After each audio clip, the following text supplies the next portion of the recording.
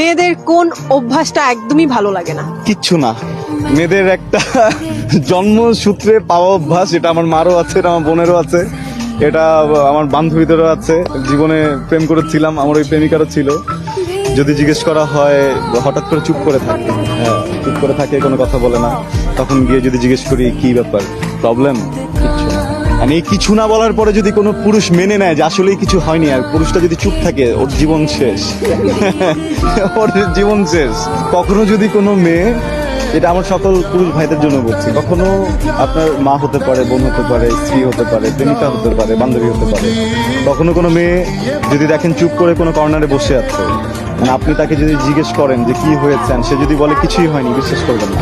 তাকে তারপরে তোয়াবেন, তাকে বলবেন যে কিছু একটা হয়েছে, আমি কিছু করছি, আমি কিছু ভুল করছি, আমি সরি।